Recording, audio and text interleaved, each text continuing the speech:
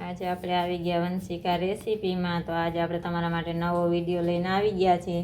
તો આજે આપણે બનાવશું પાસ્તા ઘરે। તો આપણે આ કેટલા સરસ ને મસ્ત પાસ્તા બનાવીને તૈયાર થઈ જાય છે।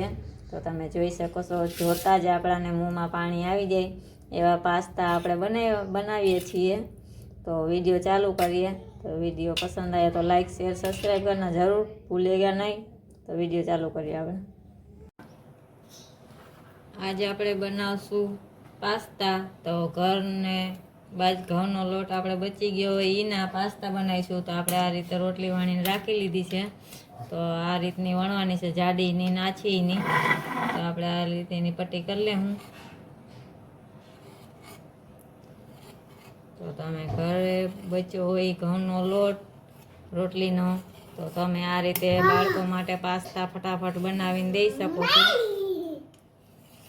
તો આપણે પાણી ગરમ કરવા મૂકી દીધું છે। તો એમાં થોડુંક તેલ નાખી દીધું છે। તો હવે આપણે આ બધા રોટલી આ રીતે કરી છે એ બધી એમાં નાખી દેવું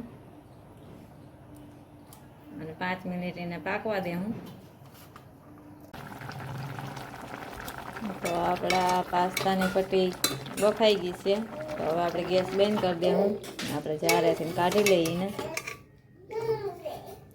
તો તમે જોઈ શકો છો આપણી એક બીજી પટ્ટી કોઈ હારે ચીપકી નથી।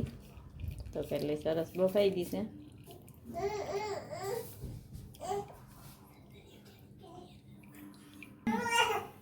તો આપણે લઈ લીધું છે જીરું, એમાં નાખીશું કઢી પત્તા વઘાર માટે।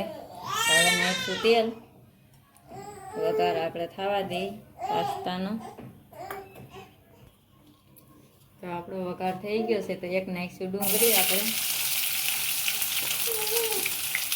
2 ટમાટા લીધા છે, 2 મરચાં। થોડીક વાર આપણે એને પકડી લઈ। તો ઘરે પાસ્તા બનાવો, ઘઉંના લોટ તમારે રોટલી કરતાં બચી ગયો હોય તો બાળકો માટે ફટાફટ આ નાસ્તો બનાવી નાખો તમે પાસ્તાનો। તો થોડુંક આપણે એમાં નાખ્યું મીઠું સ્વાદ પ્રમાણે। તો થોડીક વાર પાકવા દઈએ। તો આપણે 1 ચમચી હળદર નાખીશું અને 1 ચમચી ધાણા જીરું। તો આપણે ભરેલો મસાલો નાખીએ છીએ અને નાખીએ છીએ આપણે 1 ચમચી જેટલો પાસ્તા મસાલા। તો જોઈ શકો આ પાસ્તા મસાલાની પડીકી છે, 1 ચમચી જેટલો નાખીશું આપણે। અને તમને સ્પાઈસી તીખું પસંદ હોય તો તમે એમાં ચટણી પણ નાખી શકો છો પાસ્તામાં। તો હવે આપણે નાખી દેવું એમાં પટલી કરેલી આપણે પાસ્તાની।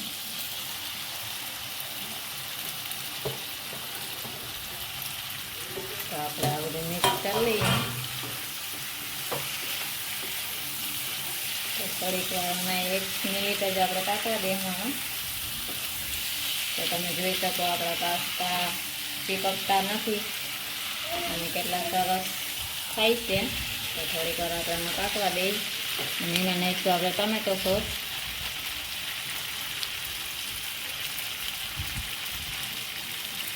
તો આપણે 2 ચમચી મોટી જેટલો ટમેટો સોસ નાખીશું, તમને જેટલો પસંદ હોય એટલું ટમેટો સોસ નાખી શકો। તો ટમેટો સોસ નાખીને આપણે મિક્સ કરી લઈએ। તો તમે જોઈ શકો છો આપણા પાસ્તા બની ઘરે ફટાફટ ઘરની વસ્તુથી બનાવી શકો તમે। લોટ તમારે બચી ગયો હોય તો એમ થાય કે ઓહ રોટલી કેટલીક ખાવી, આપણે પરોઠા કેટલાક ખાવા, વાસી રોટલીના પરોઠા બનાવીને ખાવા। તો આપણે આ રીતે તમે પાસ્તા બનાવીને બધાને બહુ પસંદ આવી છે।